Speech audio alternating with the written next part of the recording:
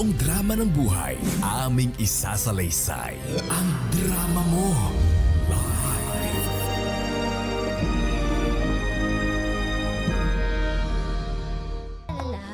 Ay, antok pa ako. Dahil aga masyado ng pasok. Sandali nga. Sabi ng email dito. Ayan. Ayan. Eto. Ay, okay. Ay, meron palang meeting. Naku, hindi ko na makalimutan. Buti na lang nag-notify. Ayan. Woo! Sige. Let's see, Ma'am, Mr. ma'am, excuse me, ma'am. Ay, Kuya Guard. Ano po yun? Ma'am, may nagpadala po kanina, ma'am, ng letter, ma'am. Naka-address po kay Sir James, ma'am. Kung pwede, ma'am, paabot na lang po kay ka, ma'am. Gutom na ako, ma'am. Ay, sige Kuya, akin na. Salamat. Ma'am, Ano daw po ba ito? Nabanggit ba? Walang sinabi. wala po, ma'am, na sinabi. Pero binasa ko na po, ma'am, demand letter po. Ano? Demand letter, ma'am, binasa ko na, ma'am. Na-excite ako, eh. Ay Kuya, sandali lang po. Huwag po kayong masyadong maingay pero hindi niyo po dapat binasa yung laman nun. Ay, ganun ba, ma'am? Hindi niyo po dapat ginawa yun. Mali po yun. Pero ano pong sabi? Ang sabi dun, ma'am, kailangan magbayad siya, ma'am. Kasi pag hindi, mag-yakit doon, ma'am, sa korte at idemanda siya doon sa mga pagkakautang niya na kulang-kulang, ma'am, na 100,000 pesos, ma'am. Ito na nga bang sinasabi ko eh. Sige Kuya, kumain ka na. Salamat po dito. Salamat po, ma'am. Ma'am, may biskuit ka ba niya, ma'am? 3 pesos, ma'am. Kaya gutom na ako, ma'am. O sige, ito po. Ito. Salamat, ma'am. Ayan. Thank you, ma'am. Pagpalain ka mo na kunin ni Lord, ma'am. Sige po, sige. Ay, naku talaga si James. Napakakulit. Nasaan na ba yun? Demand letter? Hi, good morning, everyone. Good morning, girlie. Hoy, sandali. Oo. Tara nga dito. Ha? Tara muna dito. Teka, mapupunit naman damit ko. Huwag Bakit kang ba? maingay. Ha? Bakit ba? Ano meron? Ito na nga ba sinasabi ko eh. Pinagsabihan ka namin. Hmm. Ito, hindi ko naman ginustong buklatin to yung guard ang nagbasa ko. Inento lang ang laman ng letter na yan. May demand letter ka na. Galing dun sa lending na application na pinag-utangan mo ng pera. Teka. Ba't naman binuksan niyo itong letter? Hindi nga ako nagbukas. Huwag ako sisihin mo yung guard. Saglit. Ano ba naman ito? James naman eh. Saglit. Sinabi ko na sa'yo eh. Saglit, nape-pressure ako, girlie. Huwag Saglit kang lang. maingay. Oo na. Saglit. Sige na. Oh. Basahin ko lang. Dear Mr. James, kailangan mong bayaran. Yan na nga ba? Kung hindi, kita sa korte. Kasi naman, bakit ba kasi kinailangan mo pang mangutang ng napakalaking pera dyan? Magkano ba inutang mo? Nasa kulang-kulang 100K eh. Ako naman, James. Alam mo namang hindi kita matutulungan dahil may kapatid din ako na pinag-aaral. Tsaka, alam mo naman, malapit na rin naman yung kasal ko sa boyfriend ko, di ba? Alam ko naman yun. Girlie, ganito na lang. Pwede bang isekreto lang natin to? Huwag na sana makaabot kay Sikreto, boss. nagpapadala na nga ng sulat ng ganyan. Anong plano mo, ha? Ibabayaran ko to. Gagawin ko ng paraan. Pero siguro, kailangan ko munang umabsent bukas para makahiram ako sa mga kaiba ko pang kakilala. Absent? Oo. Sa tingin mo ba ang hindi pagpasok sa trabaho ang solusyon? Parang ang mangyayari nun, mai-interpret nila yan na tumatakas ka't nagtatago. Hindi naman ako nagtatago, girlie.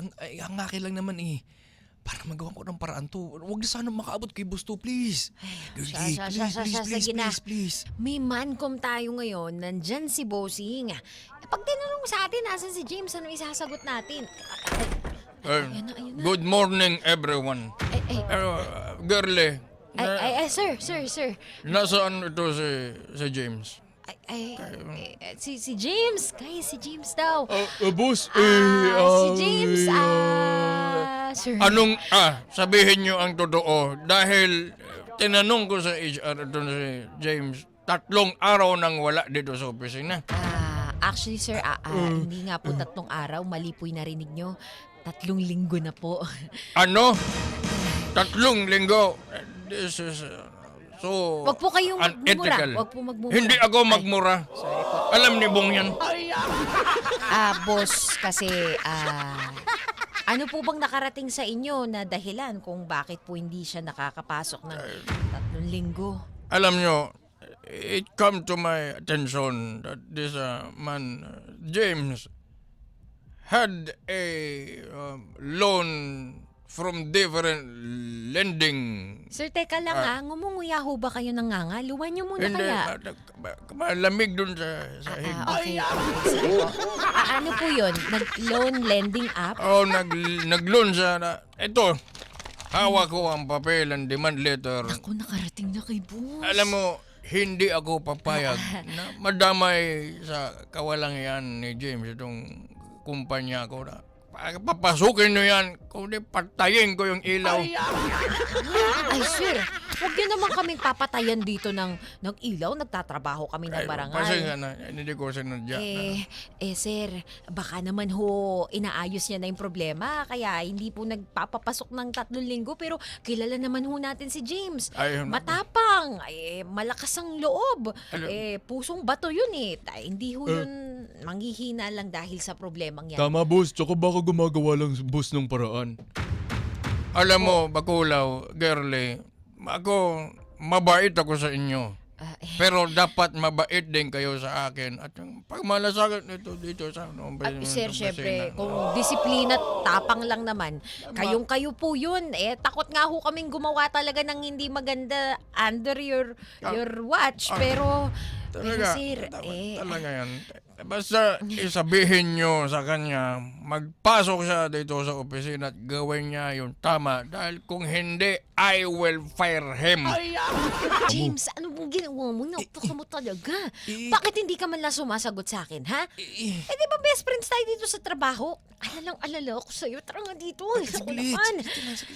Alam mo ba kung gaano kagalit si boss sa'yo? Ha? Alam ko. Pati sa kanya nakarating na yung demand letter. Alam na niya ang totoo. Hawak na niya ang dokumento. Alam ko. Kaya nga ako pumunta rito kasi para syempre explain yung sarili ko. Natatakot ako kasi baka kung anong mangyari sa akin. Talaga may mangyayari sa'yo. Kasi kahapon may bumisita na dito mga pulis. Talaga? Oo. At sabi nila, anytime pwede ka ng dakpin. Hindi yata si boss. Si boss. Naku, James. Magandang umaga sa... James! Boss? Boss, good morning, boss. Huwag ka magagalit kay James. Naku po. Mabuti na sumulpot ka na ngayon, James. Ko talaga ka. Boss, sorry po talaga, boss. Alam mo, James, hindi ko gusto yung ginawa mo. Dahil maraming kakapalpakan na hindi ka nagsabi na ilang linggo kang mawala. Tapos nag-iwan ka pa dito ng record na pati ang company ko madamay. Boss, pasensya na po talaga, boss. Siguro, kailangan mo munang magpahinga at ngayong araw na bigayan ng mid-year, hindi ka kasama. Pero, boss, deserve ko naman yun, boss, ah. Empleyado naman ako dito. Pumasok naman ako, boss, eh. Dapat meron ako niyan, boss. James, huwag ka sumigaw. Pero karapatan ko yun. Nandito naman ako. Nung wala ako, hinahanap niyo ako. Nung nandito ako, kung sino yung ba't ako nandito? Huwag ka sumigaw. Ba't ikaw pa yung galit kay boss? Bakit ikaw pa ang galit? Kailangan mong magpaliwanag by letter at hindi pwedeng magsulpot ka lang dito. Mag-uusap tayo ng tao sa tao. Naman kasi, bakit ka ba? Ba't mo ba sinigawan si boss ng ganun? Alam mo naman na batas yan dito. Tumaas na kasi yung presyon ko, eh. Tsaka, natense na ako sa mga nangyayari sa paligid, Teka. Huwag ka maingay. Bakit? Ano yun? Bakit? Naku, James. Nandyan na yata yung mga pulis. Parang... naku, hindi ko alam to, James. Sandali, James. Bakit may pulis? Hindi ko rin alam. Demand letter lang naman yun. Para sa'yo ba yun? Huwag tayo mag-feeling. Sandali lang. Saglit lang. Pero ikaw lang naman ang may issue dito, eh. Magandang umaga po sa inyo lahat. Maaari po bang makausap si Mr. James de la Cruz? Naku, James daw. Ay, James. Sir, ako po yun. James. Ako po yun, sir. Mr. James de la Cruz, meron po kaming arrest warrant po sa inyo at demand letter ng ating hukuman. Naku po. James. Pero, sir... James, kung ako sa'yo, tumakbo ka na ngayon. Tumakbo ka na! Takbo! Ako, ha? Sir, saan mo ba na, sir? Takbo! Boss, pasensya na po talaga, boss. Alam mo, James, kung hindi lang ako nagmalasakit sa'yo, ikay maghimas talaga ng rihas. Wala na akong masabi. Basta ako, dahil yung pagmamalasakit ko, dahil sa kontribusyon mo sa opisinang ito, inareglo ko kung ano yung gusot na ginawa mo. Ipangako mo lang, ayusin mo ang natitirang gusot na ito. Dahil talagang alam ni Bong yan. Alam ng mga taga-Davao yan. Ay, excuse me, sir. Sino po ba yung Bong na binabanggit nyo? Wala naman po tayong empleyadong Bong? Meron si Bong Marco. Si Marco. Bong pala pangalan nun. Sir, huwag kayong mag-alala ha. Salamat sa binigay niyong chance dito sa Boss, kaibigan boss, ko makulit na to. Boss, salamat Tutulungan talaga, ko po boss. siya. Ay, Boss. O sige, kaya magpahinga ka na muna dyan. At huwag mo munang isipin na magbalik pa yung mga pulis. Ikaw na muna ang bahala, girl. saan po ba kayo pupunta? Magbabakasyon po ba kayo? Mahiga ako doon sa sahig. Masakit na ang likod ko. Kala ko kasi pupunta po kayo sa Europe. Masagana, dali malamig doon. Sige. Masakit ang likod. Magkadyan na muna kayo.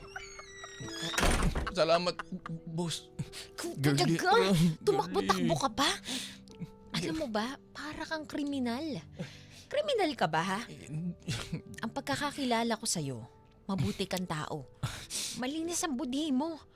Pero yung mga ginawa mo, alam ko hindi mo pagkatao yan.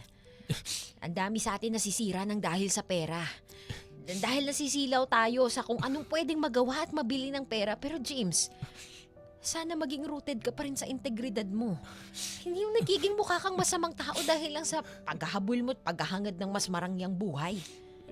Girlie, sorry talaga. Hindi ko naman sinasadya na hindi ko din na-anticipate na dun mapupunta lahat yung mga desisyon na ginawa ko, yung mga pangungutang na nagka-patong-patong na pala, naipon. Pasensya na kayo, nadamay pa kayo sa kaiyan. Pati si boss tuloy, nakakahiya talaga. Pero mabuti na lang napakabait ng boss natin, kundi baka hindi nyo na ako nakikita dito. At isa na ako. Ang OA mo ha. Alam mo, pansin ko yung mga drama mo. Kahapon lang, naninigaw ka ng boss.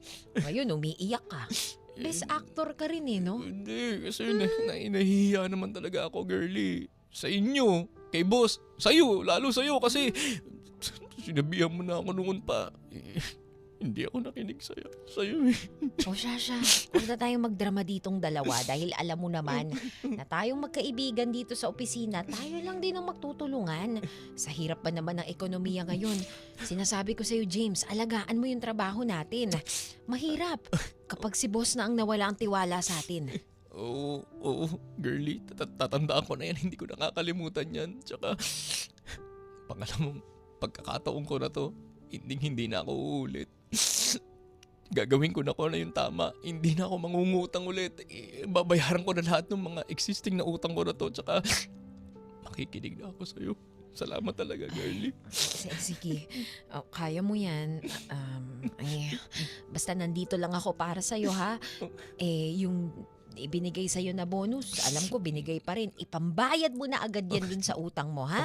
Oo, makakasiguro ka, girlie. Salamat talaga. Ibabahid ko talaga to dahil ayoko na maulit yung kahiyan na inabot ko dito. Sige na, huwag ka nang umiyak. Tama na Salamat yan. talaga. Magtatrabaho tayo. Girlie, salamat talaga. Salamat talaga. Salamat talaga sa inyo, sa tulong nyo. Oo naman, sige na. Magtrabaho na tayo dahil tandaan mo, binabayaran tayo dito para magtrabaho. Hindi para magdrama. Sige na. Salamat talaga, girlie. Pasensya na kayo. Drama mo.